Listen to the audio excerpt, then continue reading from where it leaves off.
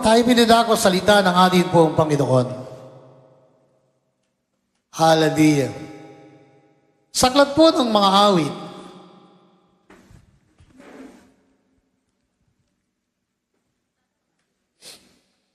Hallelujah.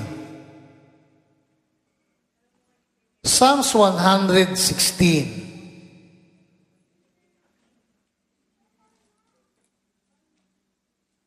Okay. Sa verse 12, sabi po dito, hallelujah.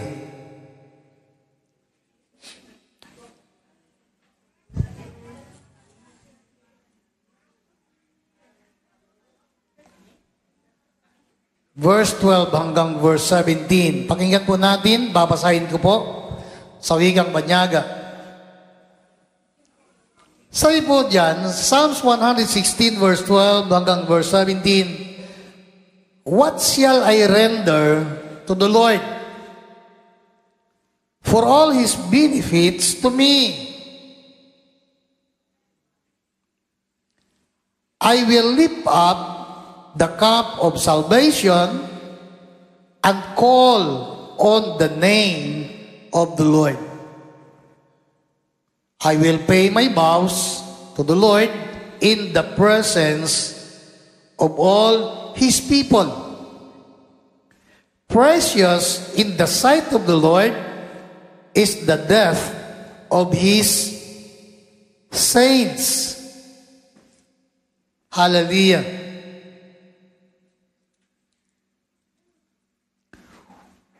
O Lord, I am your servant. The son of your maidservant. You have loved or loosed my bands.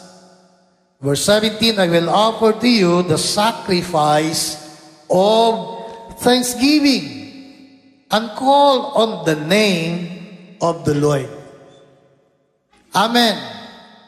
Hallelujah. Purihin po ang Panginoon sa pagkabasa ng kanyang mga salita. Amen. Hallelujah. So, ngayong umaga, ang ating pong paksa na pag-uusapan is about Thanksgiving. Amen. Panahon ng pagpapasalamat. Sa Amerika, ang pagpapasalamat nila ay month of November. Di ba po? No? At kalimitan sa amin sa Amerika. Nandiyan pa kayo? Seryoso kayo masyado sa buhay eh. No? Ang inihanda ay, ano ang inihanda doon?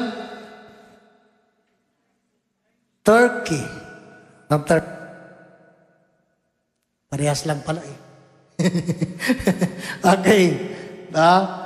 Kasi sabi sa iba, what shall I offer to the Lord? Amin po ba? Ano ba yung aking maihahandog kay Yahweh? Na patuloy na gumagawa ng mabubuting bagay sa akin. Nandiyan pa kayo? Si Lord ba naging mabuti sa'yo? Naging mabuti ba siya sa pamilya mo? Naging mabuti ba siya sa mga anak mo? Sa lahi natin? Kapatid, mga minamahal. Kaya tanong, what shall I render to the Lord? Ano ba yung ating pwedeng ihandog kay Yahweh? Diba? Hallelujah.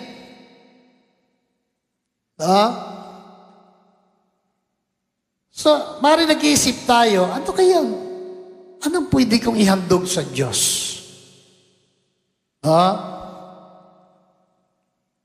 Siyempre, hindi naman kailangan ni Lord ng bigas eh.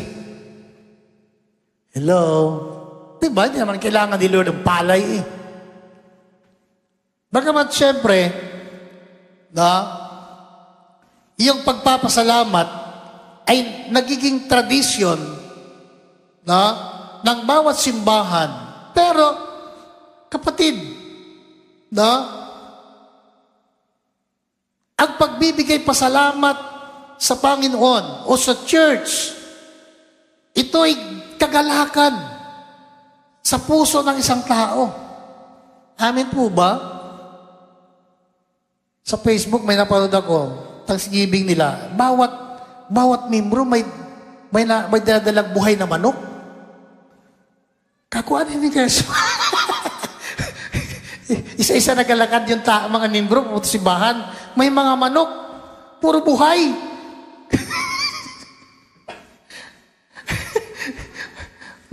Mayroon ba isang simbahan, ang daming mga nakatali na baboy sa paligid ng simbahan. Yun pala, kakatayin lahat. Ano-ano kain yan? Kakatayin. Mga baboy na alaga ng mga membro, kakatayin. Ay kakoy, pista siguro. Diba? Alam nyo, siyempre, ang pagpapasalamat, ito po ay, kumbaga, pag-celebrate natin, pagkilala natin, sa lahat ng mga bagay na ating tinanggap mula sa ating Panginoon, mula na tayo naglingkod sa Kanya. Amen po ba? Hallelujah. So, kumbaga mga minamahal, kaya nga, nasanay na po kami sa Mindoro na bawat panahon ng pagpapasalamat, yung mga membro, dadala ng palay sa church. No? Hallelujah. Kakamada ng simbahan. Pero, siyempre, alam niyo mga minamahal, yun ay dahilan na turuan sila ng kahalagahan at katapatan sa pagkakaloob. Wala naman silang pera na may bibigay. Kung mayroon man, ay dahil yun ang kanilang itinanim, yun ang kanilang inani, yun ang kanilang ipinagpapasalamat kay Lord.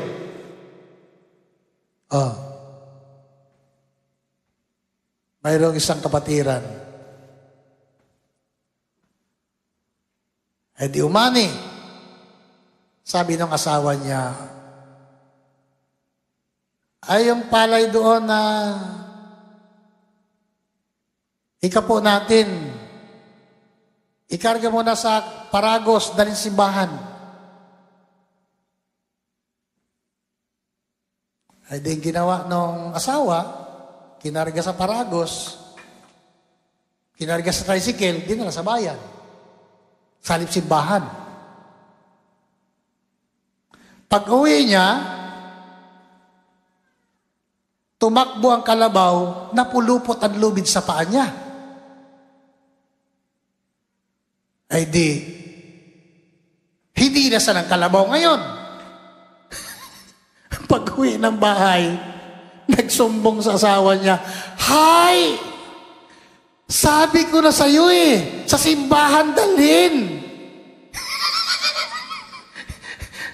Hay, kundi ikaw ang hindi na ng kalabaw. Alam niyo yun? Minsan, dahilan sa iba-ibang paniniwala, siguro hindi ko masabi kung ano ang kanyang kaisipan.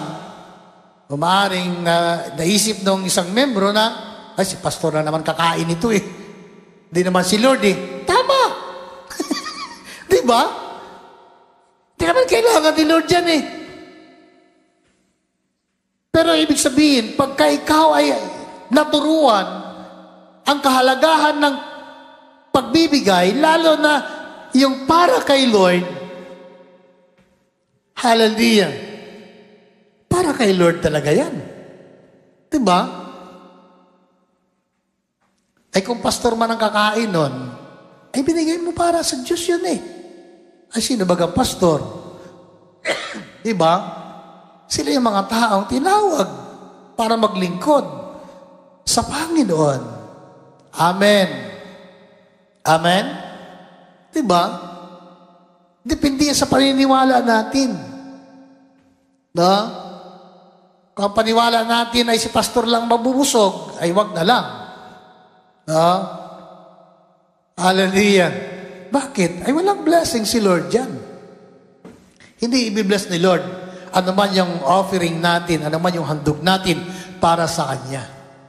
Pero maliwanag sa Biblia na maging ang sumulat na sa Psalms 116 ay nagtatanong, ano? What shall I render to the Lord for all His benefits to me? Na? Si Lord ba maraming benepisyo na ibinibigay sa atin? Amen? No? Naisip ba natin yon? Hallelujah. Yung salitang provision. Napaka-familiar po sa atin na ang salitang ito, provision. Ang Diyos natin ay He's a great provider. Amen? Sa lahat ng ating pangailangan. Ang provision ni Lord na kumpleto. Material, financial, spiritual, physical. Amen po. Ang buhay natin, mayroon ba tayong ginawa para mabuhay? Di ba wala? At ang buhay na mayroon tayo, biyaya ng Diyos yan. Di ba? Biyaya ng Diyos yan. Yung hininga na mayroon ka, biyaya ni Lord yan. Magkano halaga ng isang oxygen para lang makahinga ka ng maluwag? Magkano? Isang oxygen na malaki. Hallelujah. Alam niyo mga minamahal, na sa ating kalagayan, tayo ay binigyan ng atin pong Panginoon ng buhay at hininga araw-araw para tayo po ay makahinga ng maluwag. Amen po. No? Diba? Wala tayo sa ospital. Nandito tayo sa bahay ng ating pong Panginoon, sa simbahan. At patunay lamang yung buhay na mayroon ka ay kaloob ng ating pong Panginoon. At yan ang sinasabi ng Biblia, for all His benefits to you. Amen? Diba? Hallelujah. So, what shall I render? Ano sabi ng Bible? Romans chapter 12, verse 1. I beseech you therefore, brethren, that you present, sabi sa Bible, that you present or offer your bodies as a living sacrifice. Pinakapangunahin na nais na ng ating pong Panginoon na maihandog natin sa Kanya, maipagkaloob natin sa Kanya ay ang ating katawan. Our bodies. At ang ating katawan sa the Bible, it is a living sacrifice. Amen. Inihahandog natin, inihahain natin sa Panginoon bilang isang buhay na handog. Diba? Buhay na handog. Kapatid mga minamahal, kaya nga, si Pablo namamanhik, ialay ninyo, i-offer ninyo ang inyong mga katawan bilang isang buhay na handog. Amen? So, what shall I render to the Lord? Siyempre yung ating sarili. Importante po yan. Amen po ba? Na inihandog natin ang buong buo kay Lord. Hallelujah. Diba? Bakit Kailangan, kapatid, mga minamahal. Kasi, hindi naman natin pag-aari ito eh. Amen. Kung anong mayroon ka sa katawan mo, kay Lord galing yan. Amen. No? Yung lakas natin. No? Yung buong pagkatao natin. Kaya sabi ng Biblia sa Book of Acts, in Him we live and move and have our being. Palapakan natin si Lord. Diba? Yung ating pagkilos, yung ating ginagawa, yung ating buong pagkatao, kapatid, mga minamahal, sabi ng Bible, in Him we live. Sa pamagitan ng ating pong Panginoon, kaya tayo nabubuhay. Hallelujah. Diba? Kaya nga, lagi ang Diyos naghahanap ng mga tao na tunay at totoo na sasamba sa Kanya. Diba? So, what shall I render to the Lord? Una, siyempre yung atin pong katawan. Our bodies. Which is, sabi ng Bible, it is our living sacrifice to the Lord. Amen. Mahalaga po ang presensya ng bawat isa po sa atin. Kaya nga,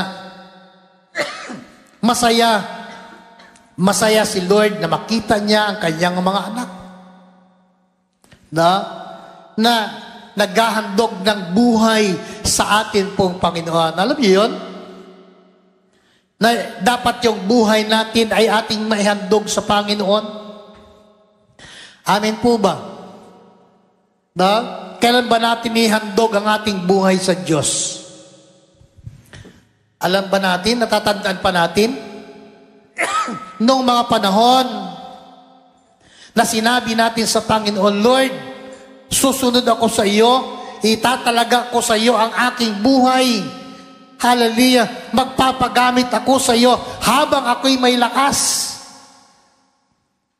Hallelujah. Kasi nga, alam nating lahat na kung ano ang mayroon tayo ngayon, iyan ay pansamantala lang. Diba? Lahat tayo ililipas. Lahat tayo mawawala. Lahat tayo mamamatay. Ngunit ang isang katotohanan, sa kalagayan natin bilang mga anak ng ating pong Panginoon, once na tayo ay bumalik sa ating pong Panginoon, ano ang sabi ng Biblia? Masakit sa Diyos na mawala ang isa sa kanyang mga anak. Palapakan natin ang ating pong Panginoon. Sabi ng Bible, di ba? Sabi diyan, verse 15, precious in the sight of the Lord is the death of His saints.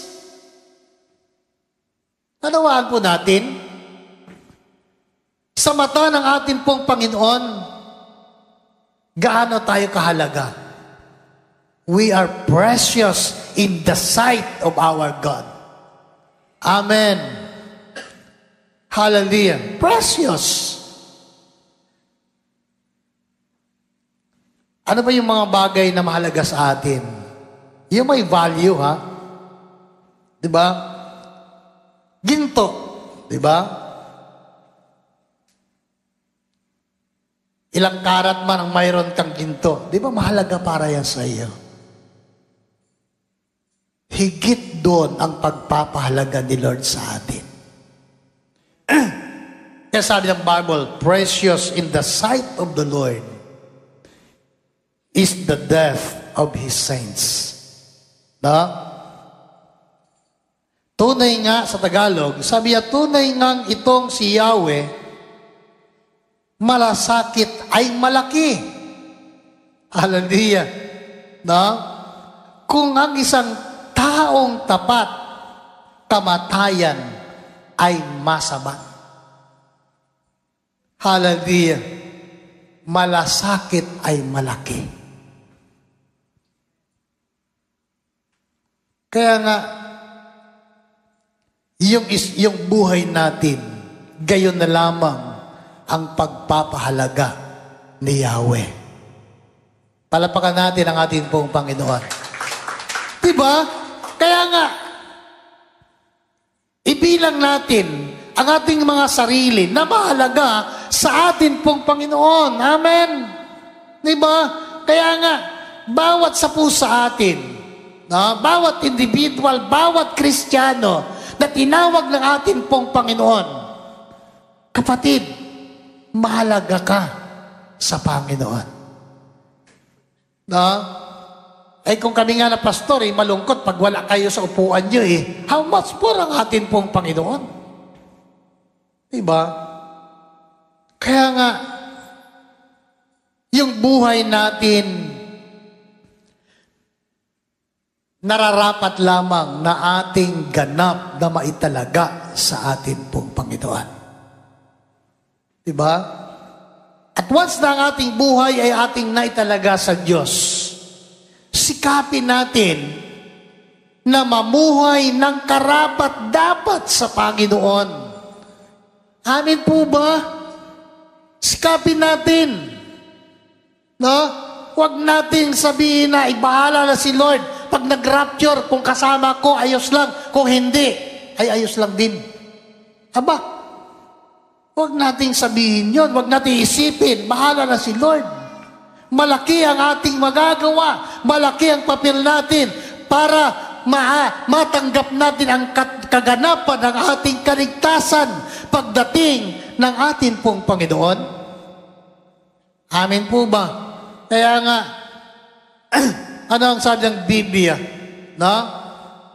Serve the Lord with fear and trembling. No?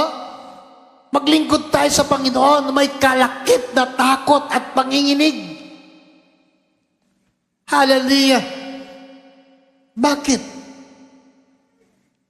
Once na dumating tayo sa punto, no?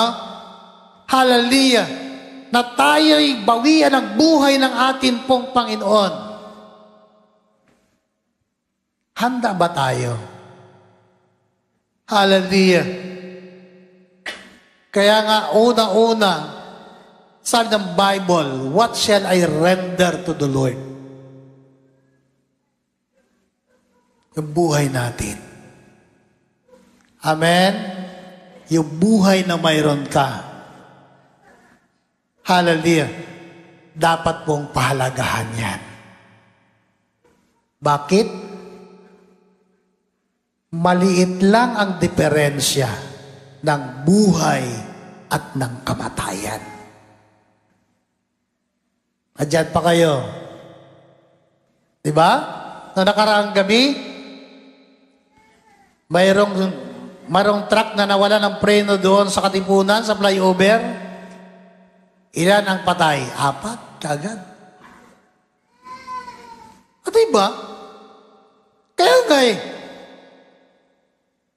hindi natin alam kung anong magaganap.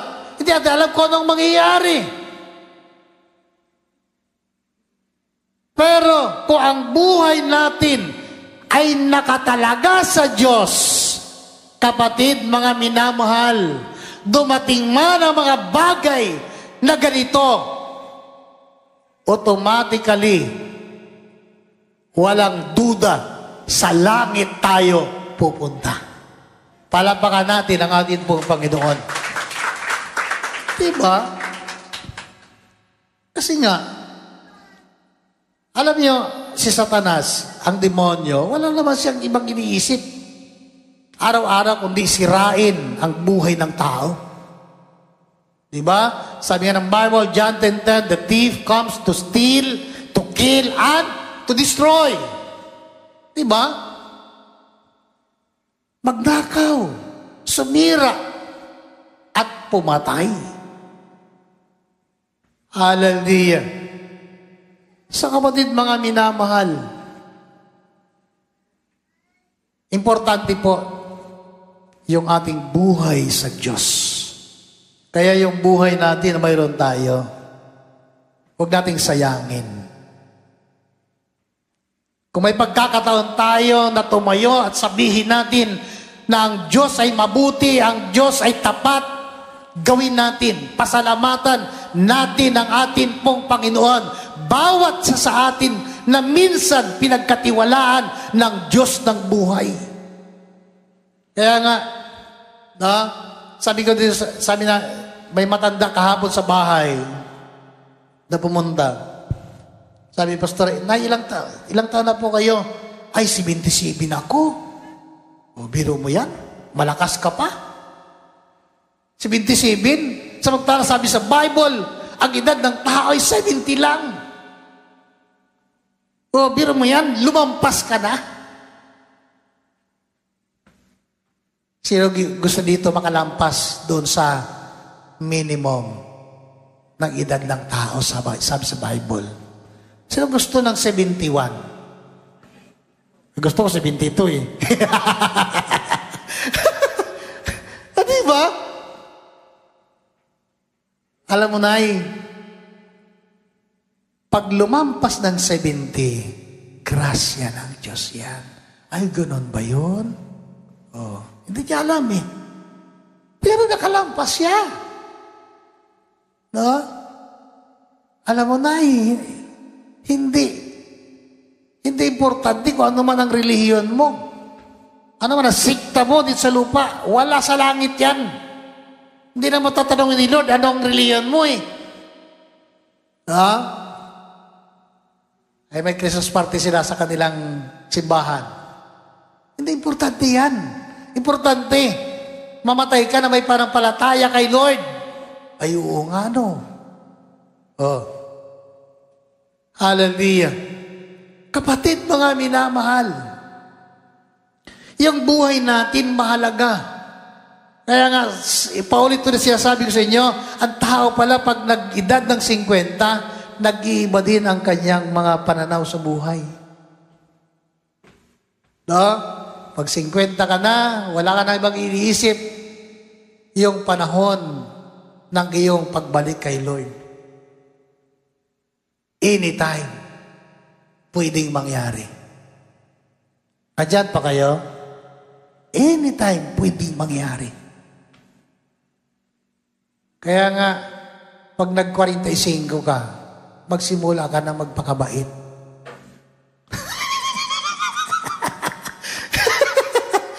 Pag nag-50 ka, dapat mabait ka na. Andyan pa kayo? Totoo yan. Aba, 50 anyos ka na, sutil ka pa? Ay. Para bagang ikaw may hawak ng buhay. Hindi natin hawak, hindi natin kontrol ang mga pangyayari sa buhay na ito. Amen. Yan ang totoo. Hallelujah. Kaya nga, sinasabi ko ang mga bagay na ito. Kasi nga, anytime, kapatid, mga minamahal, ang kamatayan walang pinipili. Bata, matanda Kamataan, pwedeng mangyari. Pero siyempre tayo na mga naglilingkod sa Panginoon, araw-araw may grasya ang Diyos ng buhay. Amen? Palapakan natin si Lord. Hallelujah! Diba? Grasya ng Diyos yan Kaya nga, habang malakas ka pa, no? Habang nakakakilos ka ng normal, gawin mo, ibigay mo ang the best para sa atin pong Panginoon. Sabi ng Bible, what shall I render to the Lord for all His benefits to me? Hallelujah! Ilan na, gaano nakarami ang mabubuting mga bagay na ating tinanggap galing sa Diyos. At kailan natin siya napasalamatan. At kailan natin na-recognize na ang lahat ng ito ay kaloob at biyaya ng Diyos sa atin. Naisip ba natin yon? Hallelujah! Kaya nga mga minamahal, nagpapasalamat kami sa Panginoon. No? Yung lakas na mayroon po kami, kaloob ng Diyos. Biyaya ng Diyos. Amen? Hallelujah. Ha? Kaya nga, sabi ko nga, nung nakarang prayer meeting dito, sabi ko nga, sa totoo lang, ng mga nakalipas na mga panahon, talagang iba talaga iniisip ko. Baka ako'y may prostate eh.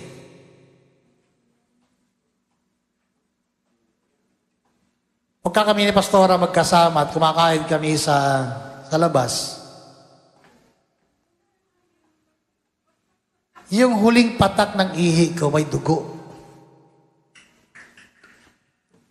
Pagtingin ko doon sa urinal, takot ako eh. Ano kaya? Baka ako eh. Baka cancer to? Nandiyan pa kayo, mga tatay? No? Mayroon ako nabasa doon sa tindahan. Pag edad 40, dapat magpakonsulta sa prostate. Tahimik lang ako. Pero iniisip-isip ko, baka nga eh. Alam niyo yun? Number 1 sa mga lalaki, sa mga lalaki. Na dumadapo na sakit ay prostate. Di bali prostrate tayo, wag lang maka-prostate. Nandiyan pa kayo. No? Kaya, maraming pagkakataon yun. No?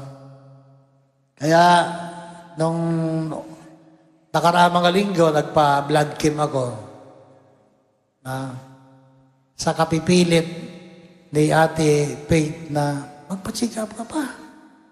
Baka kung ano na yan. Isip-isip ko kung ano. Tatay namin namatay ng maaga dahil takot sa doktor. Ay, ayaw ko namang magaya doon. Kasi sabi niya, pag nagpa-doktor ka, malaman mo sakit mo. Ay, totoo nga naman. Pero, kailangan eh. Nandiyan pa kayo. Kaya punta kami ni Pastora doon. Kinakakabahan din ako eh. Baka kung anong lumabas na resulta eh. Kinagabihan, binuksan nila. Ay nandun na yung resulta eh. Online eh. Ay sila na nagbasa. At sila na nag-interpret. Punta sa bahay. Magaling ito mga kasama ko sa bahay. Kaya, ginita nila ako ngayon. Malungkot ang buhay. Walang rice. May oatmeal, walang gatas. Bawal asukal, aroy. Pag ganito ang buhay, malungkot talaga. Kaya namayat ako eh. Kaya pinabasa namin kay doktor doon sa bayan. Nang uli sinabi, tiningnan yung resulta ng prostate. Ay okay naman, wala namang problema. Kakudok, ano kaya yung kwan? Yung huling patak ng ihi ko ay may dugo. Lalo na pag uminom ako ng soft drinks.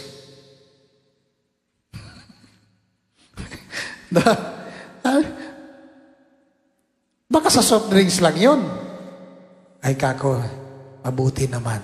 Baka soft drinks lang nga. Kaya mula noon, talagang titiis-tiis ko na kung mag-inom ng soft drinks eh. Hallelujah. Saan galing yun? Bakit magkadugo doon? Di ba? Kung walang diferensya. Kaya nga alam nyo mga minamahal, i-treasure natin kung ano ang mayroon ka ngayon, mga bata, kabataan. Alagaan nyo kalusugan nyo. Hello? Amen. Alagaan nyo mga mata nyo. Pag hindi alagaan yan, 30 anyos pa lang kayo, blurred na ang inyong mga mata. Totoo yan. No? Lalo na sa mga bata ngayon. Hallelujah. So, what shall I render to the Lord? At yung buhay natin, no?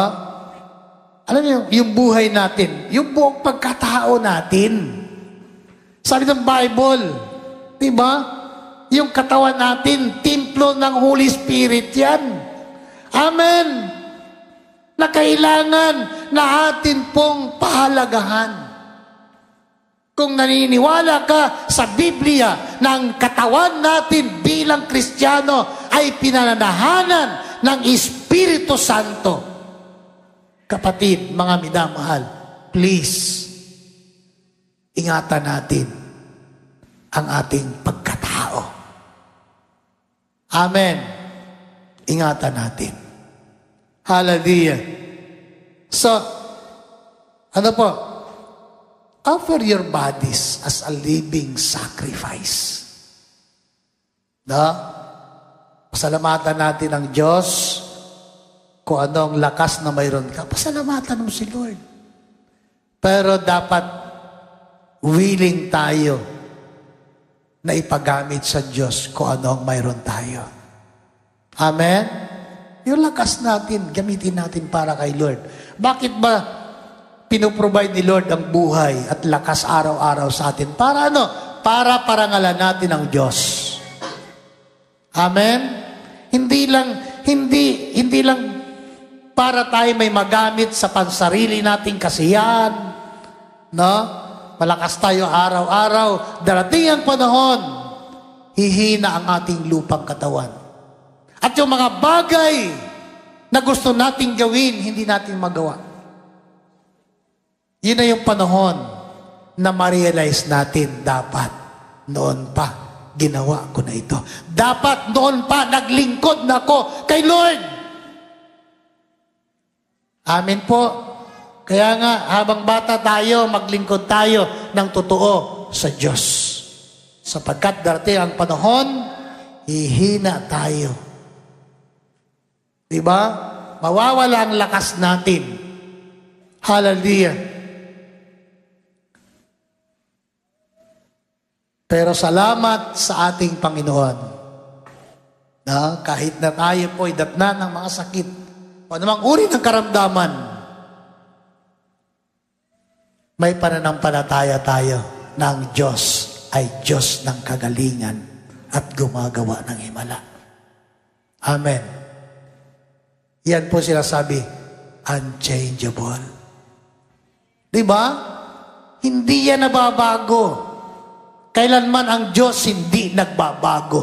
Kung ano ang sinabi ng kanyang salita, yun ang mangyayari sa buhay natin. Kaya nga, sa linggo, tayo po'y magpapasalamat sa atin pong Panginoon. Amen? Amen. Pumunta tayo ng maaga. Pwede ba maaga tayo? Huwag naman natin gayahin yung kanina. Parang alas 10 na tayo nagsimula. Amen? Hallelujah. Agahan natin. Hallelujah. So, purihin po ang atin pong Panginoon. Tayo po ay saglit na tumayo. Ngitian natin ang ating katabi. Alam niyo yun? Diba sa Katoliko, please be video. Ganun eh. Pwede ba ang taguan mo naman yung katabi mo? Hi sis. Diba? Hindi yung natapos na lang gawain ay nakatingin ka lang sa unahan, hindi ka mo na nagalingon sa tagiliran. Hindi mo kinakamusta yung kapatid mo sa Panginoon. Amen. Lingonin natin ang ating kapatid sa kaliwa at kanan. Sabihin natin, kapatid, huwag kang mawawala sa linggo. Yan. Hallelujah. Praise the Lord. So, purihin po ang ating pong Panginoon. Ngayon po umaga, bago tayo magtatapos, tinatawagan ko si Mabel, pag-pray po natin. Si Mabel po ay bunsong kapatid ni Sterlis. Samahan mo, Sterlisel. Siya po yung nagkasakit, pero magaling na. Yeah. Hi, Bel. Namayat si Mabel, oh. Praise the Lord. At siyempre, mga taga Mindoro ito, kaya alam niyo malapit kami sa Mindoro eh. Mga taga Mindoro. Pag-pray po natin, taas natin ating kamay. Si Mabel daw ay bumaba ang kanyang immune system. Pero ang Diyos natin ay Diyos na makapangyarihan. Sa Diyos nagbigay ng buhay, nagbigay ng lakas.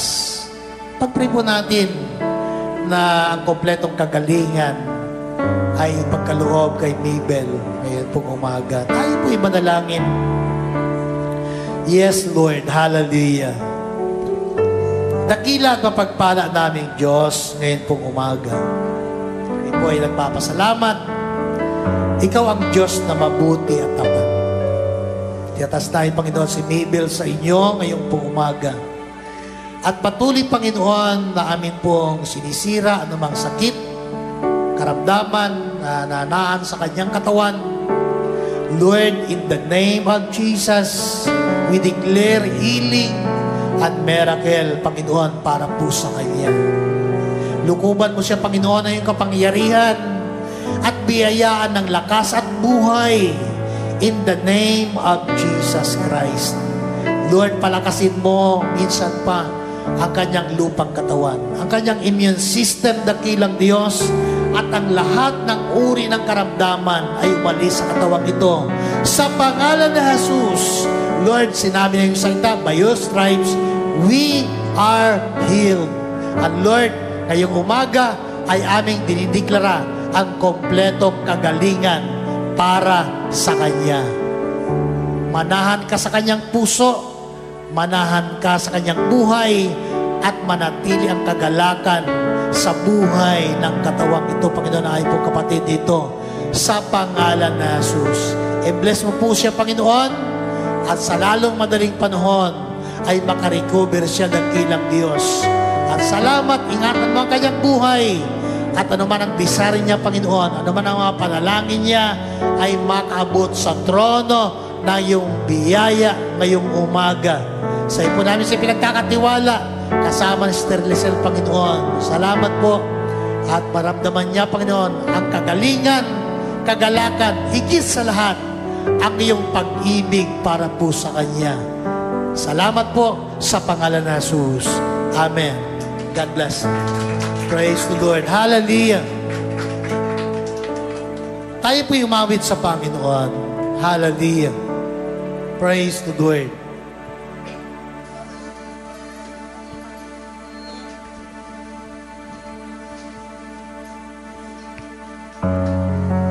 Thank you, Lord. Hallelujah.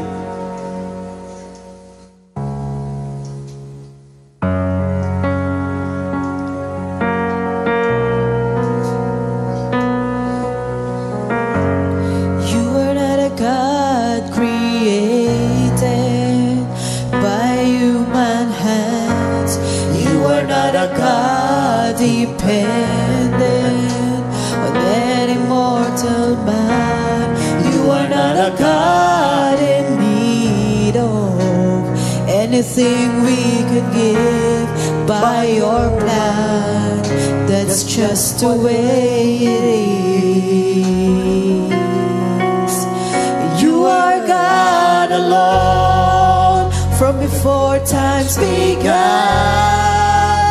You are on your throne.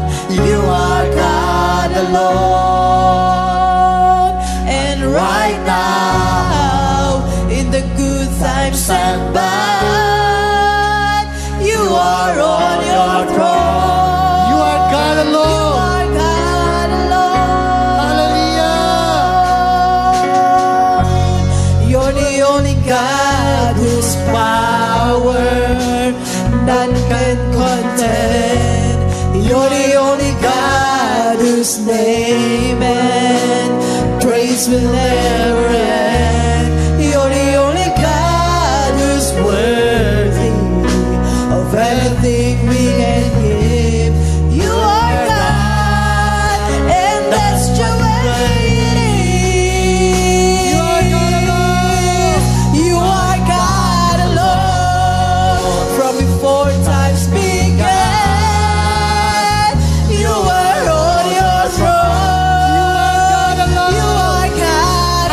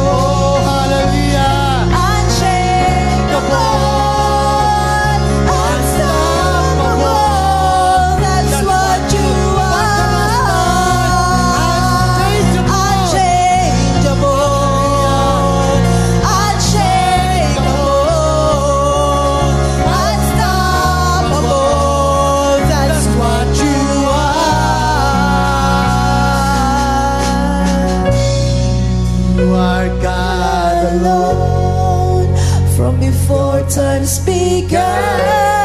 Yes, Lord. You Hallelujah. are on your throne. You are God alone. And right now, in the good times and bad, you are on your throne.